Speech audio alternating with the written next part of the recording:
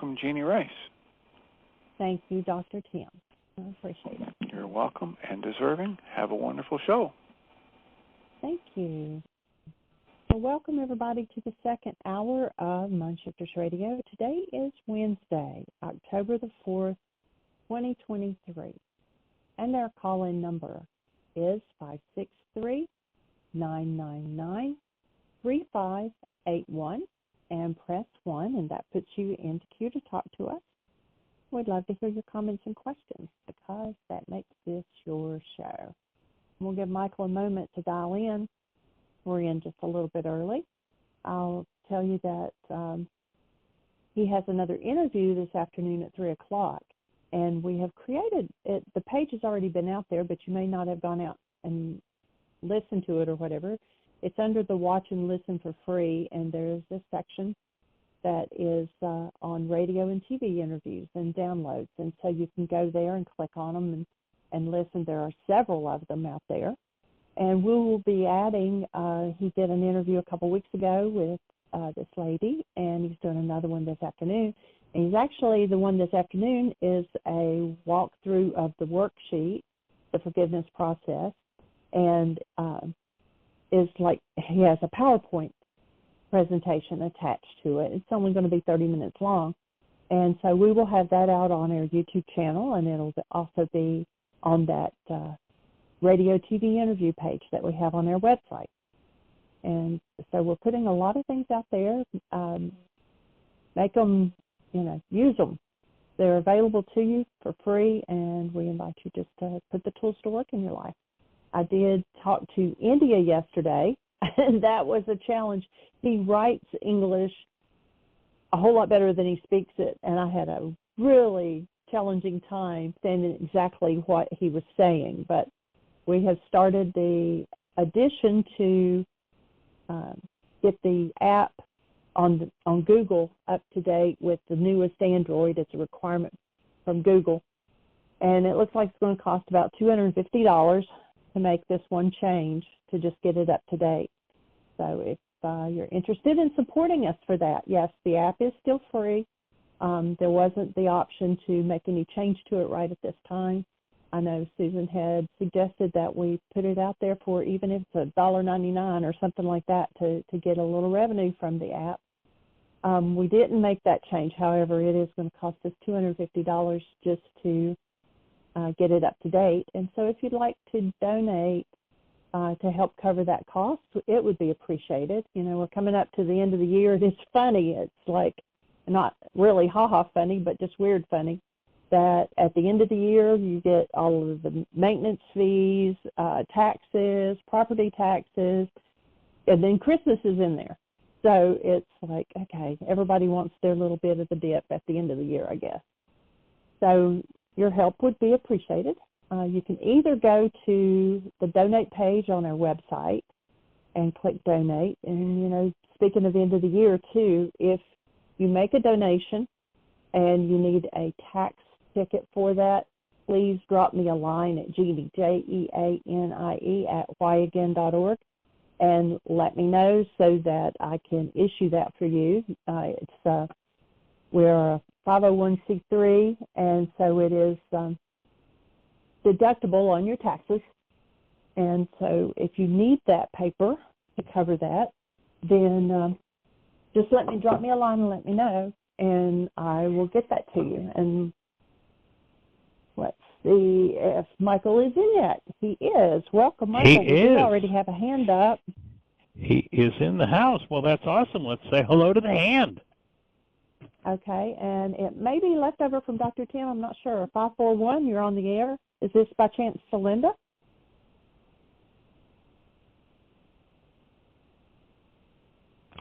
Hello, 541. Are you with us? Maybe they've stepped away from the phone for a second. If it is Celinda's number, and she was talking to Dr. Kim, so she may have stepped away after she got through speaking with him, and she may just be listening. Okay, well, I wish we could say hello to her, but we'll let it go for now.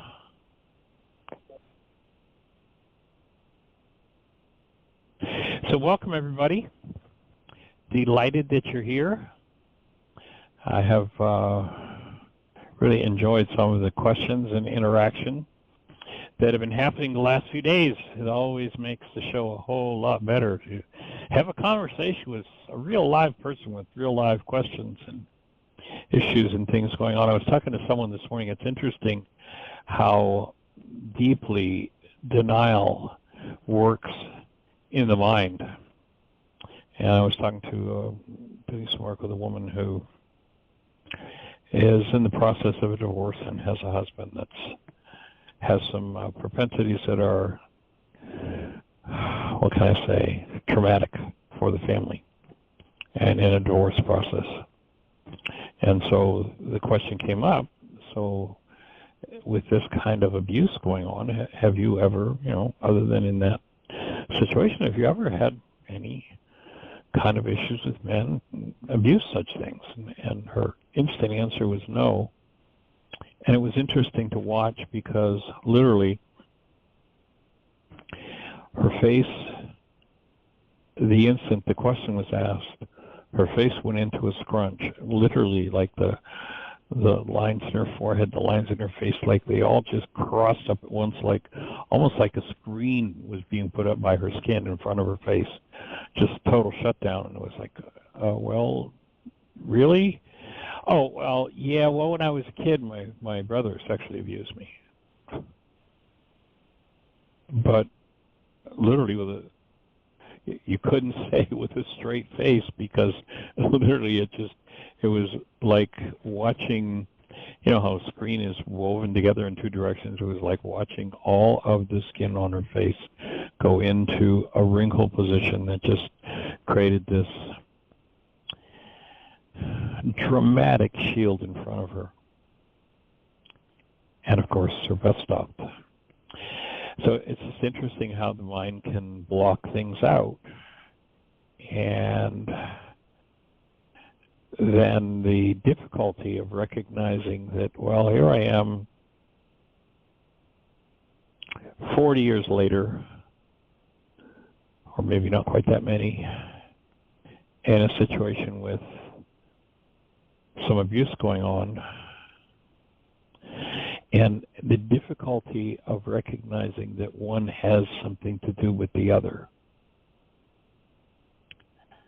And I shared with her what we shared on the show before, the research has been done more than once in prisons where they do the reverse of a lineup. Instead of putting a criminal in the lineup, they just bring people off the street into a lineup, and the people who are on the other side of the one-way glass are selecting as criminals who it is out of that lineup. There are 6 people up there. Which one would you attack? Who would be your mark? Who would you steal from? Who would you, whatever your crime propensity is? And I don't remember exactly the numbers, but it was something in the range of about 80% of them always picked the same person. And you say, that just seems a little extreme, Michael. Well, let's go back to the conversation we were having with Terry last week. And we were talking about quantum physics. And Marcel Vogel's Delamore camera with which he could take a picture of the high energy waves that leave the mind when we think of, and recognize that everything you hold within you, everything I hold within me, every frequency from all time, every energetic pattern from every generation of my bloodline is stored holographically within me. And the simple fact that everything is energy, and by definition, energy is motion. Wherever there's motion, there's an energy wave. So it doesn't matter if it was an abuse situation that happened when I was, let's take it even further back. When I was in utero and it was with mom, that energetic pattern is stored within me. And if it is an energy that is of a dis-ease nature, then as I walk down the street of the city, walking past, 100,000 people, of those 100,000 people, there are only 10 who have any energetic pattern in them that relates to the specific type of pain or trauma energy that I'm holding. There are only 10 out of 100,000. Guess which 10 are going to turn their head toward me? Well, Michael, why? Now, come on, that's silly. No, it's not.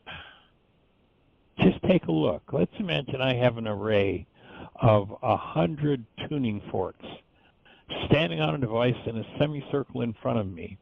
And I take a middle C tuning fork and I hit it hard on the desk and I put it right in the middle of all of these tuning forks.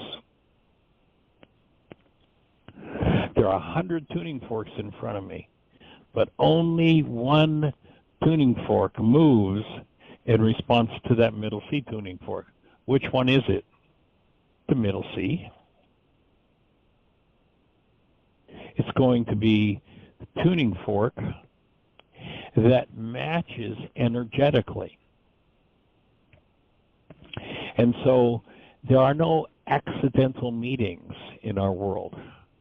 My take, after better than 50 years of doing this work and observing, watching, observing, my take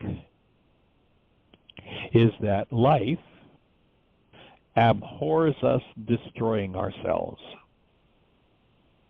Life abhors our self-inflicted nonsense, sin, S-I-N, because it is what destroys us. There is no punishment for sin.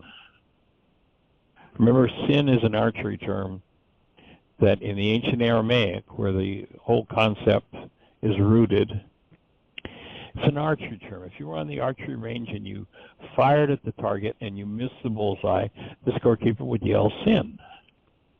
It is the present, and all the word means is off the mark. When I put an energy that's off the mark in me, I put a frequency in me.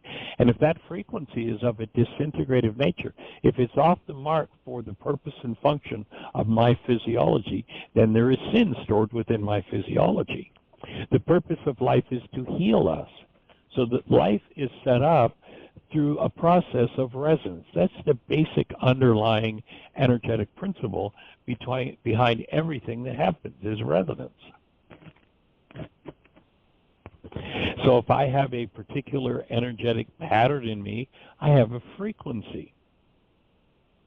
Anybody in Dodge that has a matching frequency, though they may not allow it to come to conscious awareness, they may not be cognizant of why they turned their head in my direction, but they're turning. Because energy creates motion. I put a middle C tuning fork in front of a second middle C tuning fork, and that second tuning fork starts to vibrate because of resonance from the motion in the first tuning fork. So one fork in motion through resonance creates motion in the second one. If I have two baby grand pianos and I have the back of the pianos open and I go over to one and I pound out a good loud middle C, I can go over to the other piano and look at the hundreds of strings that are inside of that piano, and the only ones that are going to be moving are the ones related to middle C. Resonance creates motion. Now, of course, we're not going to see one of those pianos get up and climb up and get on top of the other one. But in the human realm, that's exactly what we see. We see it creates motion toward. In the inanimate realm, it's just an exchange of information, and the activity in one location causes every other location with a similar frequency to go into activity. But we're mobile creatures, and we move. And we move toward the energetic patterns, and those who hold those energetic patterns move toward us. So especially if you see yourself, you could say, well, a one-off, it happened once, it's just a coincidence. You could say that. There's no such thing as coincidence, but you could say that. But But when you've been through it 2, 3, 4, 10 times, you've been through it 87 different times with 42 different people, sooner or later you've got to start to wake up and say, I'm going through this again. And I'm the only one that's been here every time. Sooner or later, you've got to give up the ancient religion of blame. And you've got to start to address and talk about the dis-ease energies within yourself rather than talk about the person who can resonate or cause motion in the dis-ease energies within you.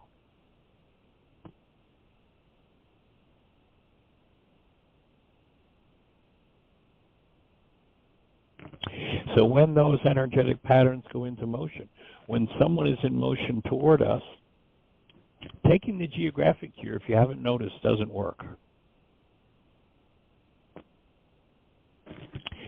Ownership of whatever is moving within you, and then the application of forgiveness. And remembering that forgiveness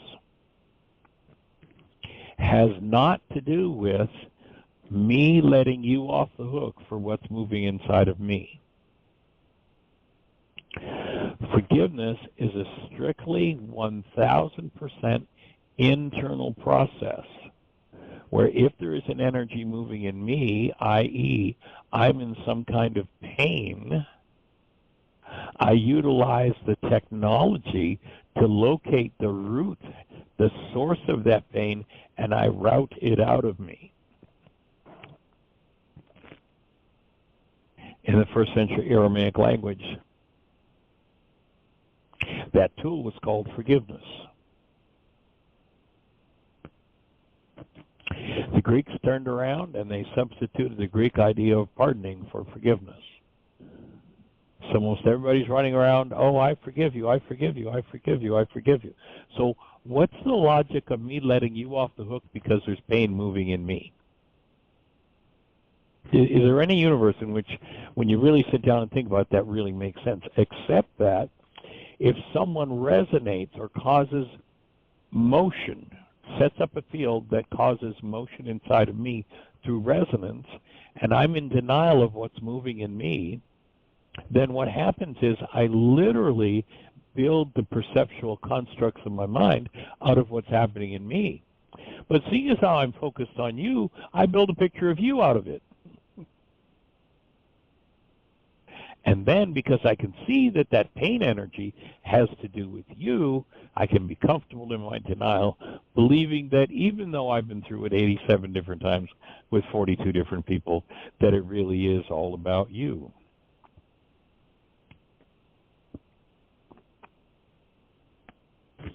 So the magnificence of the forgiveness technology that was developed over 2,000 years ago is stunning. In that what it does, if it is consistently and persistently applied, is it causes the constructs of the mind, which are not but reflections of the content, massaged to look like something outside of me. When I apply forgiveness, that content, that picture, that generated image, that construct called perception collapses. Recognizing that when it collapses, you now have access to the underlying energy. It's time to stop the denial. It's time to stop thinking and speaking as though something outside of me is the cause of what's moving inside of me. And when something's moving inside of me that I'm being warned is of a disintegrative nature, is literally sin, is an energy that's off the mark, how do I know that?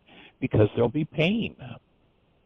So if something's moving in me that's causing me pain, then what I want to do is learn to focus on, look inside, and find the energetic pattern behind the pain. rather than build images of everybody else out of it so I can pretend that it's all everybody else's fault.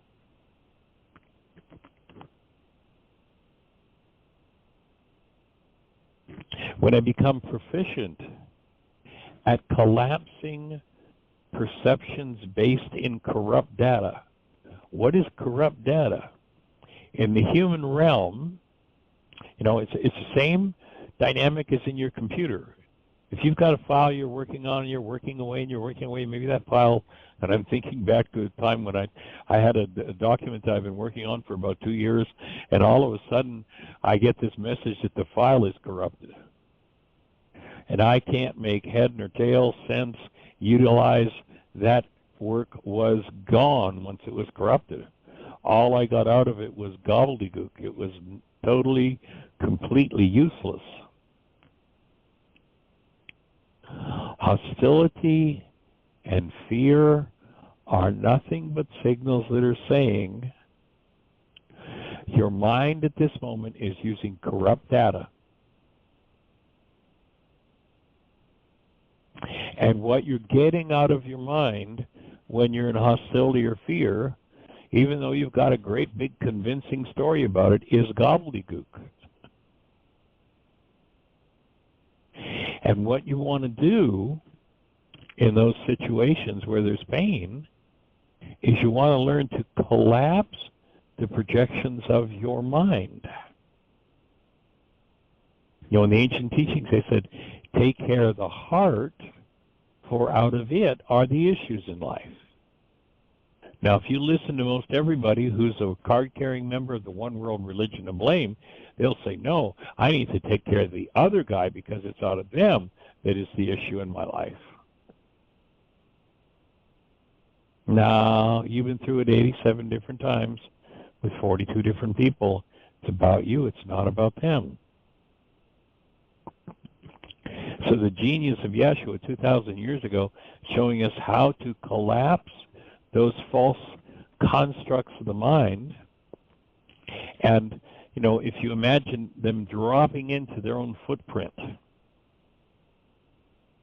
it's kind of a negative situation, but there's a visual that virtually everybody in the world has. And that is, most will remember watching the towers on 9/11 that just dropped right into their own footprint.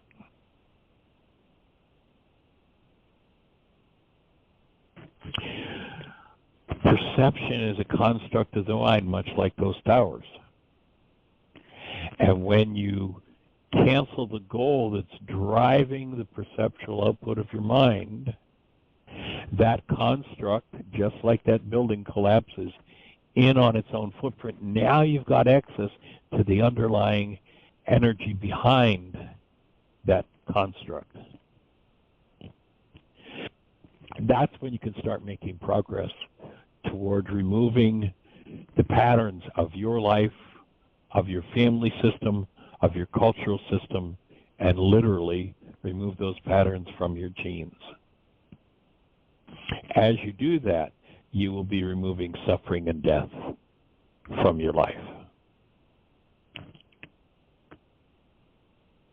You remember in the Aramaic, if we listen to it in the Greek, they translated the words, but then gave a totally different meaning to the key word in the phrase. It said, the wages of sin is death. Like that's some kind of theological threat. God's going to get you for your sins. No such thing is even remotely true in the actuality as it exists. That there's some kind of cosmic punisher out there that wants to get you for what you've done. Again, by putting a disintegrative energy into a cell, we create the disintegration of the cell. We are not punished for, but by those energetic patterns we engage in that don't belong. That's why forgiveness becomes so important. And it's not about, I've been forgiven. You'll oftentimes see in a car a bumper sticker that says, I've been forgiven. Baloney you have. You will never be forgiven for anything, ever. I promise you. The Creator is not going to forgive you for anything because the Creator never judged you for anything. There is no such game in town. That's all made up by minds locked into their own seemingly unresolvable hostility and fear, unwilling to be responsible for themselves, and turning away from the healing process. There's a great passage in the Scriptures where there are a number of disciples around Yeshua. And they say, well, what do we need to do to please God? Like it's about pleasing God.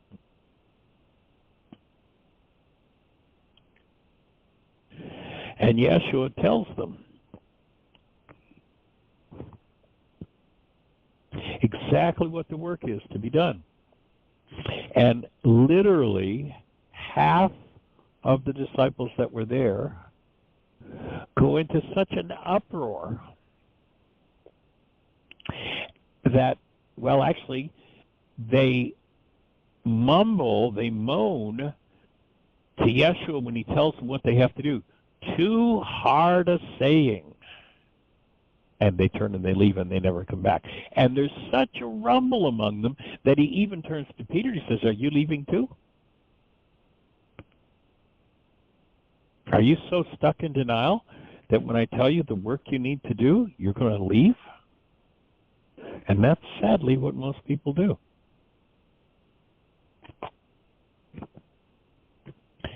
When I shared this with the person I was telling you about earlier that I spoke with,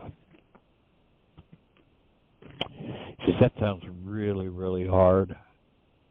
I said, no, actually, right now, without applying forgiveness and doing something about it, it's your life in this relationship with this abuse and the concern for your two little girls and their sexual safety. That's a hard way to live.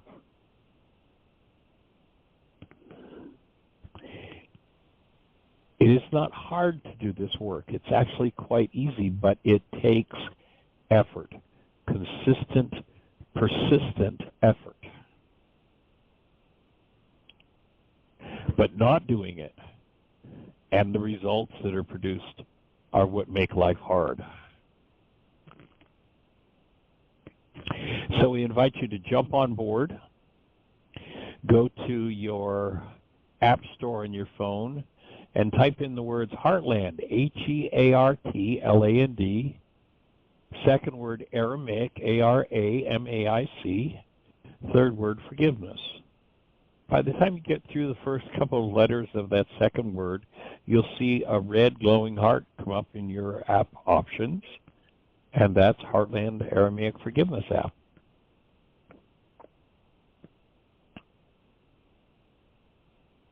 Download it on your phone, and you're doing forgiveness work right there on your phone. You can save it to your phone, each worksheet that you do. If you want to keep a record, you can save it, or you can just X out of it, and it goes back to electrons. It's gone. The app is specifically designed to be totally and completely private. In fact, it only, and we did this purposely in the design, it only has one permission, and that is, in order to function, it's got to be able to use the internet signal.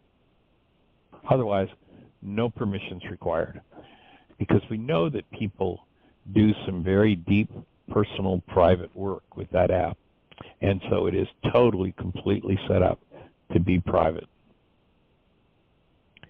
It will ask for one more permission. If you decide that you want to save a worksheet when you complete it, it will ask for permission to write to your hard drive. Other than that, there are no permissions on the app at all. Purposely done that way. The app is also designed so that if you're in the middle of doing a worksheet and you come across something that doesn't make sense to you, something that you just don't understand or you need some coaching on, then you just click a button on any page in the app and you ask your question. You hit send. Gene will receive it. We'll read the question on the radio show. And then we'll send you back a link to that show so you have access to the answer. And or, of course, you can call into the show 5 days a week from 1 till 2 o'clock. And the call-in number, if you're on one of those stations where we can't see you and you have a question or thought for us, the call-in number is 563-999-3581. So if you call that number, you're listening to the show. And then if you push 1, through the magic of technology, a hand goes up in the control panel.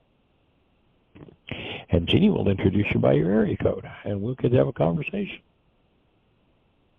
And we'd love to hear how your worksheets are going, how the process goes. You can actually do the live worksheet process right there on our website, whyagain.org.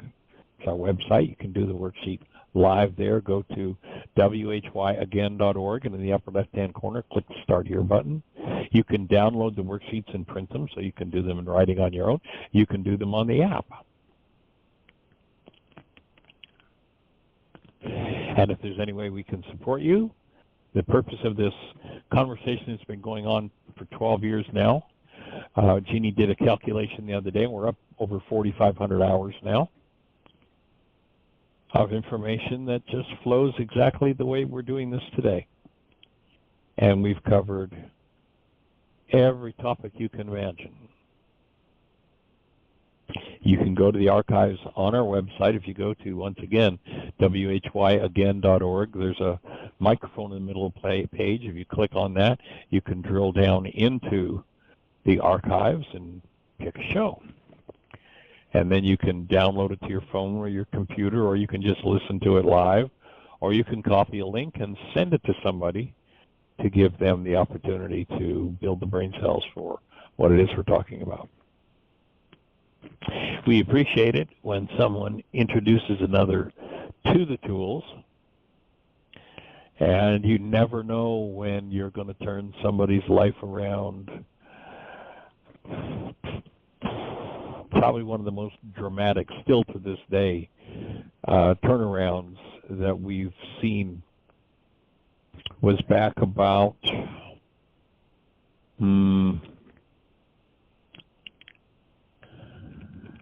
how long ago was it we went to Hawaii?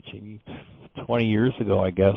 And we did a series of workshops at Unity and Diamond Head, and we were going to be in the islands for another couple of weeks, so they contacted us, and they were quite happy with the results and said, hey, how about coming back and do something before you leave? And the schedules just didn't match. So, and this was kind of a difficult thing for us because we're now, it was into February, and we had to extend our stay in Hawaii for an extra couple of weeks there in February into March. It was really difficult for us to do that, stay, in Hawaii instead of come back to winter and snow and ice and that sort of thing. But we braved, we just braved our way through it. And we did a second week of workshops at that same center. And that week we had 3 different people approach us. And we don't usually do a series of workshops and then we're back there, a couple of weeks later. But we had 3 different people approach us that told us they were getting ready to commit suicide that Sunday when they showed up, or that week that they showed up. We did a full week of workshops. And all 3 of them were just so delighted they were still alive.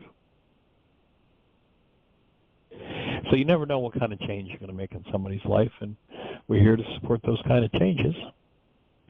And we're delighted to have your listening ears as an energy receiver to bring this energy on a deeper level into the world. And of course, if you pass it on to another set of ears, then once again, the energy impact of it is deepened and strengthened in the world. And our objective is to get that impact so strongly embedded in the world that it becomes intuitively available to every mind, heart, and being on the planet. So if you like what you're hearing, if it's making sense, pass it along. The book, Why Is This Happening to Me Again? We can't sell you one. It's out of print. But, back, 1995, almost 30 years ago now that book was published. And we sold enough copies that it's still hanging around on Amazon and eBay. You can usually find used copies for a couple bucks. So if you like a physical book, you can do that, or you're welcome to go to the website. If you go to whyagain.org, there's a picture of the book on the page. You click on the book and drill down, and you'll find links to about a dozen different languages where you can download the book free. Our objective is simply to make it available, and the objective of this show is to support those who are building the brain cells, who are learning to utilize the tools in making more and more sense of them. So delighted that you're here with us. And we're a little better than halfway through the show. So, Miss Jeannie, do we have anybody in the phone queue with a hand up or anything happening in the chat room? No, it is all quiet here, and I just looked, and we actually went in 2008 to Hawaii with the kids, and then we stayed and they left, and we did workshops on 4 different islands. 15 years. So, yeah. Time flies when you're having fun, doesn't it, sweetie? Doesn't it, though? And we do have a hand that just went up. That was an amazing trip. It was. So, let's say hello. 336. Hey, folks. Hey, young man, welcome. How do you be? What's exciting in your world? Great. Well, I'll tell you what's exciting is I was moving through a worksheet this morning, and then it kind of dawned on me at just a little bit deeper level. It's like, okay, so there's a person's name on here that gets a mention, and so that must be very significant. And it was David Bowman, sustained incoherence, and right. Yes, a little definition. And then I Googled, and then I got the free little PDF book. I sent you a copy of it, and searched the YouTube. Was just kind of here a little bit, but I always like to hear your lectures, your presentations. Would you mind sharing a little bit more about the sustained incoherence and how it relates to what's going on with us? Sure. Well, David Bohm was a physicist. He actually worked with Einstein in his laboratory for some time. He worked with Oppenheimer. I don't know if you've seen that film. It came out recently. It was pretty good, pretty well done. But he worked with Oppenheimer, and he actually did some of the math as a student. He did some of the math that enabled him to build the atomic bomb. Not necessarily a contribution to the world, but certainly a genius mind. And he also worked in the arena, not only of physics, but of psychology. And his assessment of the problem with humanity is that we think in certain ways that cause or create problems in our lives. We then refuse to be responsible for those problems. We live in blame. And we keep thinking the same types of thoughts. And he calls that, from a physics point of view, sustained incoherence. So an incoherent energy is an energy that doesn't support the energy system that we're looking at. Let's say we're sitting in the front room and we're watching TV, enjoying, we've got the antenna up there on the roof and we're enjoying this TV show, and a buddy comes over and drives in the driveway and his car is poorly tuned. Now, a poorly tuned car puts off energy signals that are just random, meaningless noise or incoherence relative to the TV. So incoherent there would be an equivalent in Aramaic of the word sin.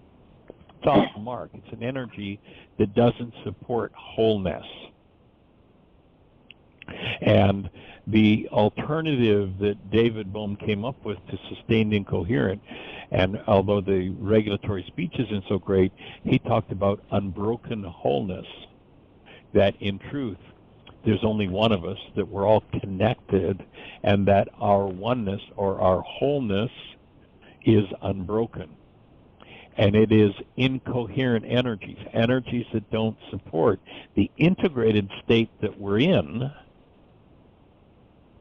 that destroy. And so he coined that phrase, sustained into coherence, to represent someone who keeps doing the same thing over and over and expecting a different result.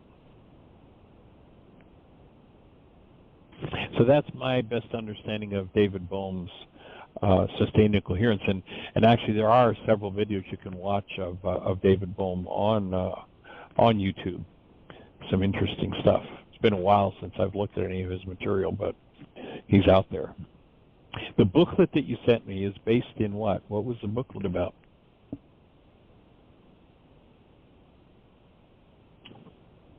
I'm trying to remember the title. I can't remember. I'm driving too, so I won't be able to look it up. Oh, but okay. It no was, problem. well, I don't remember what. I'm sorry. Yeah. Now, one of the things that he mentioned in that book, the booklet real early in it, I thought was very interesting, is that he commented on the word thought, and he says thought is actually past tense. Does this like already happened?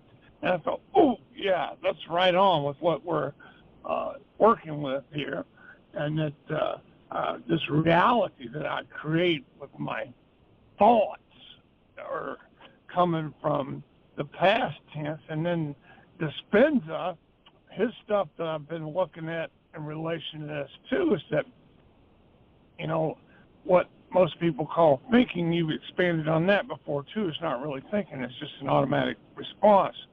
And I was sharing it with one of the fellows I'm working with, and I said, you know, your body just learns. And I use the analogy he liked to drive this little scooter. I said, you can drive that scooter without even thinking about it. You don't really think. And at that point, your body is controlling, your mind, your body is controlling your mind. It's driving the vehicle. And he really got it. He was like, oh, yeah, because he's on automatic pilot. I said, well, that happens with these other situations and things that we just do, and they become, quote-unquote, habit. So then that is something that's just an automatic response, and we're not really thinking anymore. And thinking, who was it that said thinking is one of the hardest things to do or something like that? There's a couple guys that put that quote out. I can't remember the one I'm trying to refer to right now, but you know what I'm saying. You probably know it. Yeah.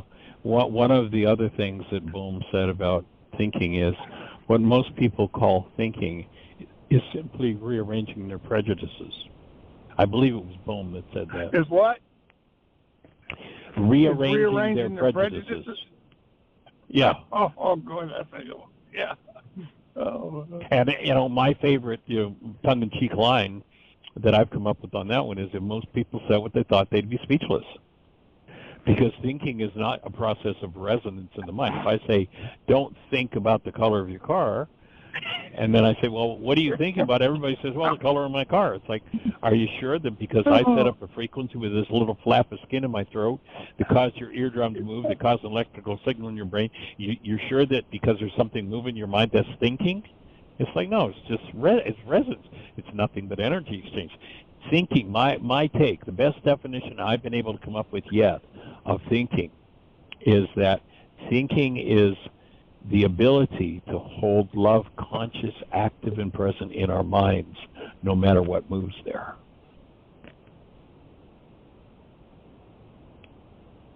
And in the mind, the world of the ego, there's always a cheap copy of everything that's real in the spiritual dimension.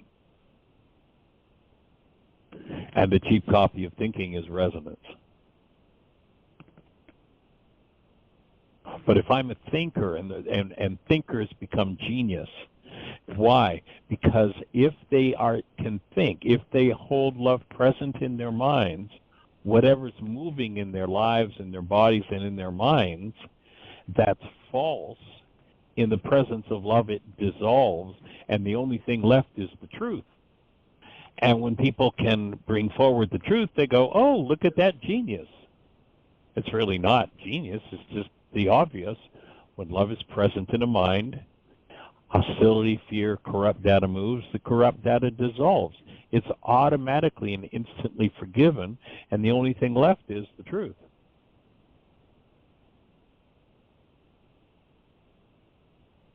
How's that work with your breath? Beautifully, and it brought up a memory there with Gene Ginlin's work that I've been getting into, and the focusing, and what he talks about. He added a little word that he said, fresh. He says it opens the space for a fresh idea, which would be an original or thing, a new thought. So when you're in that space, or you're at you're in the creative moment of everything. You're right there in the point of creation.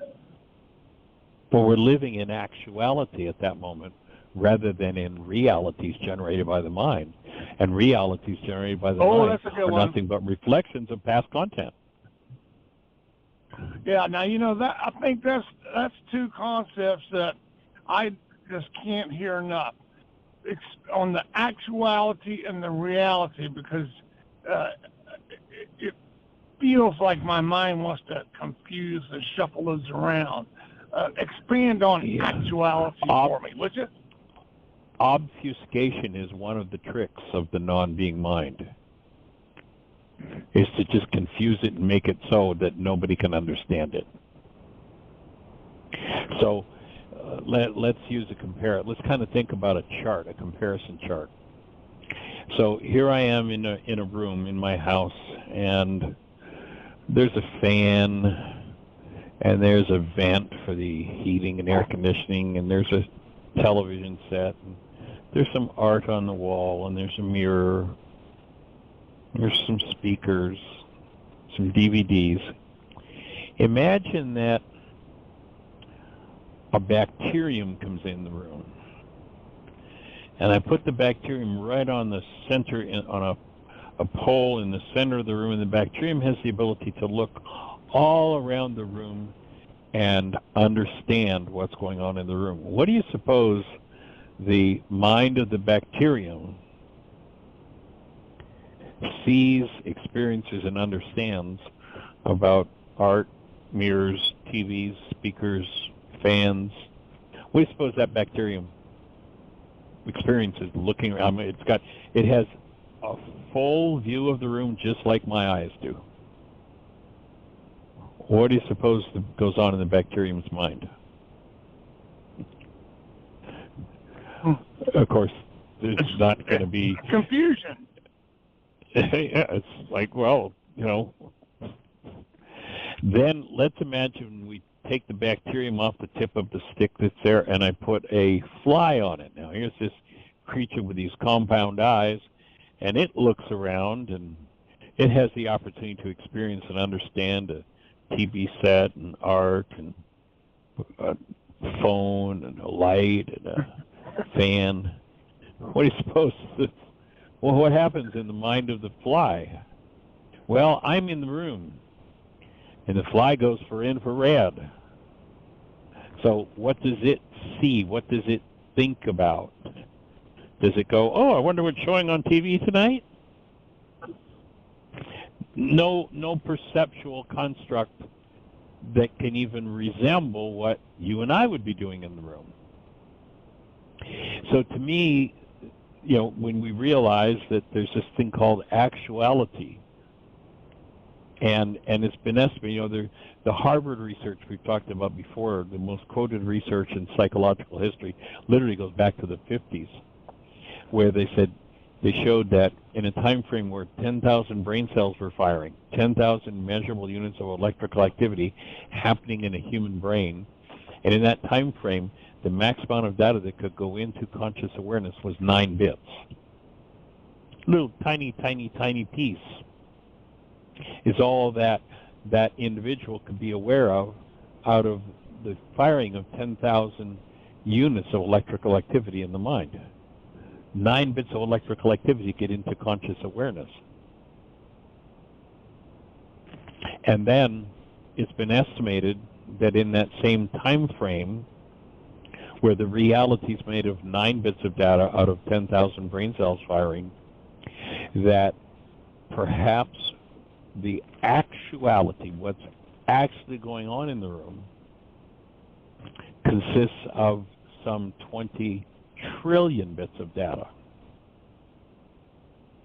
So when you think about the human mind, or the fly's mind, or the bacterium's mind, what we have is a reducing valve that takes the energetic dynamic, the actuality, and reduces it to symbols that are useful for survival. Like the fly gets the warm, the infrared heat, goes to the blood and eats and survives. Well, my offering would be that every reality that your mind or my mind or any human mind has ever made up creates a set of symbols. Of course, Miracles talks about you live by symbols. Each one you give a meaning. And they're symbols not of actuality, but of what it is that will give us the ability at our stage of development to survive. And my take is the fact that, I don't know if you've been watching any of this stuff on YouTube or whatever on the internet about this new telescope that they just recently put out into space and is showing that things, that were, unfathomable quantity of space is out there, that our estimates were like child's play, and it's a multiple times what our greatest mental multiple could possibly be made of. Like it's so huge. And my take is the fact that we're able to create an instrument that can tell us that means that we as human beings, not necessarily the instrument of the body-mind, but we as human beings are designed to be able to comprehend and work within that. And that the first order of business to be able to comprehend and work within what this whole actuality is we've got to give up the survival mode that keeps us into all kinds of hostility, fear, protection, and survival. And to develop the ability to start to work within the actuality. And if we look at the great ones that have gone before us, they're the ones that opened the curtain and said, hey, there's a different game in town.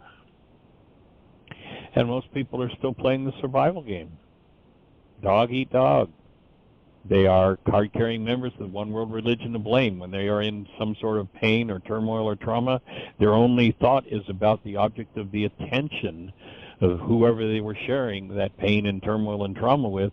They don't walk away from a conflict situation saying to themselves, wow, what's going on in me that I was feeling that? What's that a symbol of? What do I need to work on inside of me?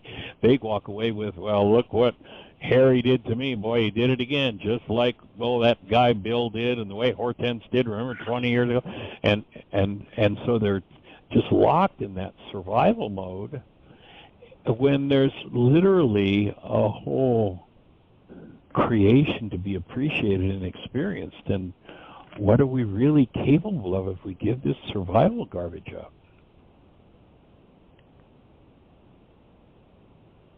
And if we live in sustained incoherence, we give truth up. And we're here for something more, would be my take.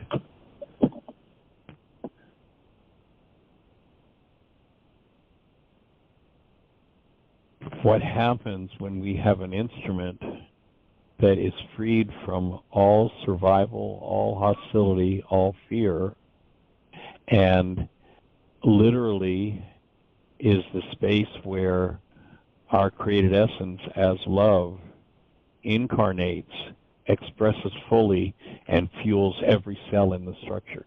What do you suppose we start to comprehend when we do that? What do you suppose the game gets to be about at that stage? And to quote an old saying, it sure doesn't taste like tomato juice.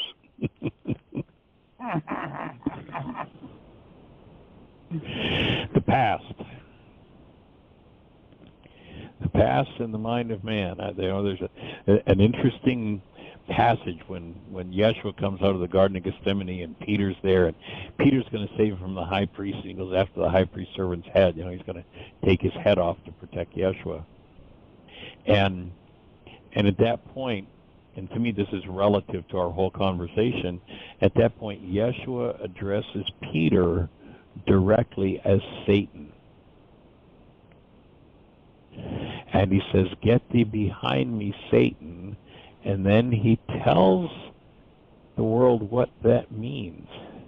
In Aramaic, he says, "For you think in the mind of man rather than the plan of God."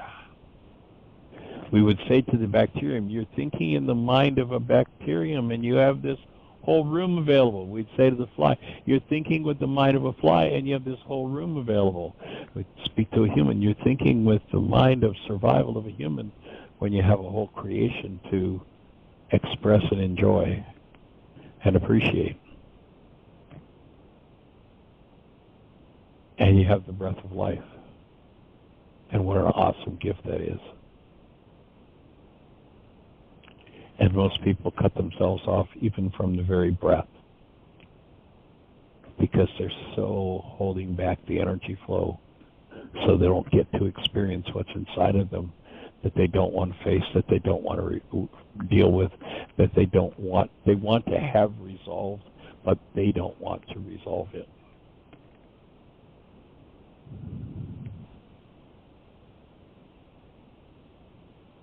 Is that kind of going in the direction you're thinking of, Terry? Exactly.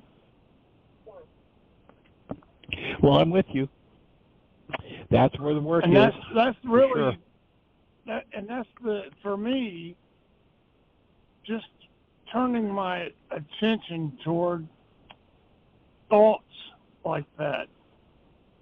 It can lift me above any mundane problem I may be having at the moment. Yeah. The concept and the idea of who and what we are. And it inspires, too, for me to pull down another sheet and see what happens next. And breathe. One of the things that I've come to appreciate so much is just when stuff is moving, to get quiet and just breathe. Jeannie and I were watching a movie the other night, and I'm not remembering the name of it at the moment, but there was just, it's like a set in medieval England or somewhere, and one of the overlords running the show just with wanton disregard ignores anybody and everybody's experience in life to his own greed. And watching, I mean, it was very graphic what he was willing to do to people just to gain another penny in his pocket. And I found myself a couple of times holding my breath and, just quickly breathing and doing forgiveness around what this film was showing me that aroused such indignation and vengeance in me.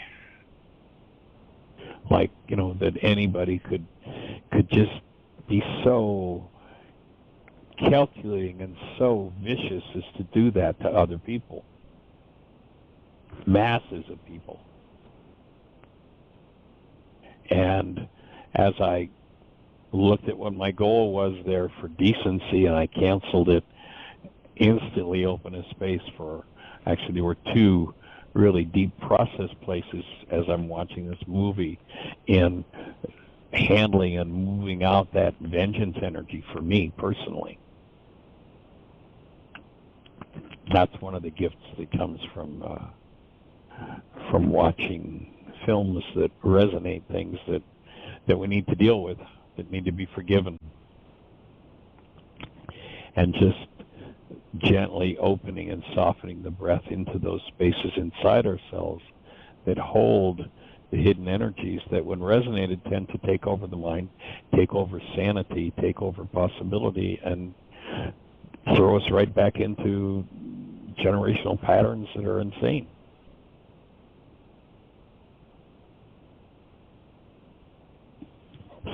So joining you in doing those worksheets and breathing. Breathing with you.